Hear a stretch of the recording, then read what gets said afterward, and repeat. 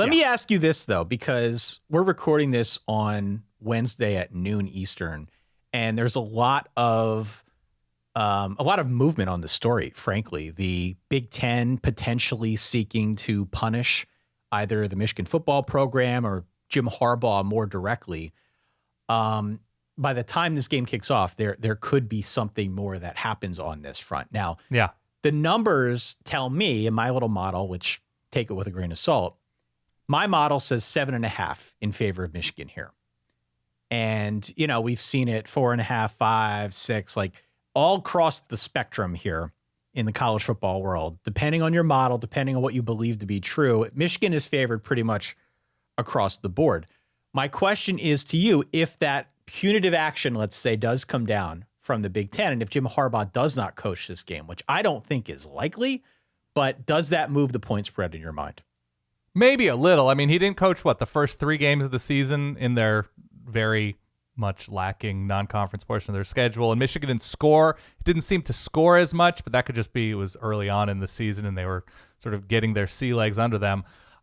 Maybe a little bit. I don't think it changes much at this point in the season, especially if he's prepping all week and game planning all week with these coaches. The plan will be in place. Sure, there might be some fourth down decision making or field goal, here, go for it.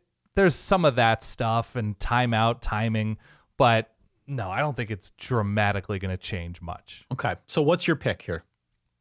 I'm picking Michigan. I'm picking Michigan to win because while I was impressed with Drew Aller taking steps forward on the road against Maryland last week and throwing the ball downfield, I've watched enough really good quarterbacks this year across this great land, and I see a clear difference between those quarterbacks and Drew Aller. And you combine that with Penn State's offense against Ohio State, Penn State's general performance in these huge Big Ten matchups under James Franklin, this is a winter wonder game to me. That Penn State receivers might not be as bad as people said they were after the Ohio State matchup, but I don't think there's star power there. And I think if you're beating Michigan, 1, you're probably turning over J.J. McCarthy. Penn State absolutely can do that. But 2, you need to push these very, very good Michigan corners on islands around a little bit. And whether that's, physically winning 50-50 balls down the field, whatever it is, I just don't think Penn State, because of their lack of rushing attack or dangerous rushing attack, there's a number that Penn State needs to hit to win this game, right? 24, 28. Michigan hasn't played anybody, so we don't know exactly how they're going to respond playing against this Penn State defense. But they've won these last couple years. They've blown teams out this year. The one reference point, I guess, is the Nebraska game on the road against a pretty good defense, and they comfortably won that game. I just think J.J. McCarthy is operating on a level. The receivers and Colson Loveland are operating on a level. Blake Corum and Donovan Edwards, they haven't been dominating like they did last year per se. But other than that, I think this Michigan defense is going to really hammer this Penn State offense to the point where, I think Penn State caps themselves at 14 or 17 points, and wow. I think Michigan can score 24, 28, so I'm taking Michigan on the road here. As difficult an environment as it will be, I'd probably like Penn State more if it were at night. Right. Yeah. So I'm going to give those points. Man, I remember this game last year. I watched it at a bar with friends, and Penn State led that game 16-14 at half. And then Michigan went on a 27-3 run, something absurd. Yeah. Like that. They ended up winning 41-17. They rushed for over 400 yards. Penn State was not good on third downs. They finished with under 300 yards. It was in Ann Arbor, yeah. In Ann Arbor, but it was one of those deals where you're watching from wherever and you end up leaving before the end because it's the outcome is sort of sealed long before the final gun. My question is, if you believe Penn State can win and or cover, why? Why? Present your case. You didn't have a case. I don't have one either. I think the strongest case that I have heard out there is, well, who's Michigan played? They haven't played anybody. And objectively, Michigan hasn't played anybody. Right. Like I said at the top, they haven't played a top 50 team all season. The best offense they played was UNLV back in week 2. But Penn State being better than all of those other teams is still not a real argument. Agree. It's just, this is not a real argument for Penn State. Yes, Michigan has played bad teams. They've blown them all to smithereens. Their closest win was by 27 points. What more do you want, right? What more does Michigan need to do to prove to people that they're a really good team? So there's that to me, which kind of bothers me, frankly. Also, I want to know, what is the actual matchup here? To your Winter Wonders point, what is the tendency? Who is the gravitational player? Who swings this in Penn State's direction? Right. I'd love for it to be Drew Aller. I would. But Drew Aller was 18 of 42 against Ohio State. I'd love for it to be Nick Singleton, but Nick Singleton's had one run, count it, one singular run of more than 20 yards this season through 10 weeks of the college football season.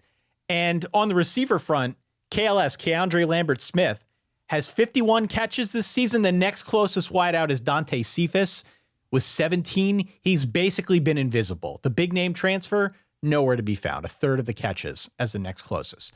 So this is all to say that if you believe Penn State's going to beat Michigan, you also believe that the offense just suddenly clicked against Maryland last week, and it's not going to be 4-yard crossers and dump-offs the entirety of this game against Michigan. Or maybe that the ground game is suddenly going to come back to life and get on track. The offense didn't suddenly change, Dan. No, and this is an offense, by the way, 3rd and short, been terrible, right? So if it comes down to those short yardage moments against a good defense, Penn State has not shown itself to be built for those huge moments, whereas Michigan, again, playing nobody, but this is still a team. Believe whatever you want about how Michigan specifically won games these past few games, this past season, whatever, last year, whether they knew everybody's plays ahead of time. It's certainly easier if that were the case. You still got to go out and execute. You got to go out and execute. And look, the offense did not suddenly change. I stand by that. The offense is freaking telegraphed. We know what's coming. They know what's coming. Yeah. They don't even need the signs. Just watch the replays. Go on YouTube. Yeah. We all know what's coming. So Michigan, in my view, is more than good enough to stop it. Maybe the biggest lead of all, perhaps we've buried it. James Franklin doesn't win these games. No, he doesn't tend to, no. Big game James. He doesn't win these games. And I say that as somebody who wants Penn State to win the game. Yeah. Michigan, to me, is still the class of the Big Ten. The controversy is a distraction. Despite all that, I think unlike Ohio State, Michigan does have a quarterback in J.J. McCarthy that scares me. I think it's all too much here. It's a very long way of saying Michigan wins this game 31-20. I think he's so much better than Drew Aller. I just do. He's had more seasoning, right? And Drew Aller could get there, but Drew Aller has not been there thus far. So we'll see. We'll see if he can get there at some point. This is still his first full season as a starter, but the results through 10 weeks of the season have not been good for Mike Yurcich, for the receiving core, or for the Aller hype, frankly. Yeah, and if Mike Sanderstil and Will Johnson are pressing Penn State receivers, who's making them pay? Yeah. Who is pushing them around? Who is getting deep? Who is getting a step on them? No, I don't have an answer. Unclear if that person exists in the 2 deep for Penn State. Yeah.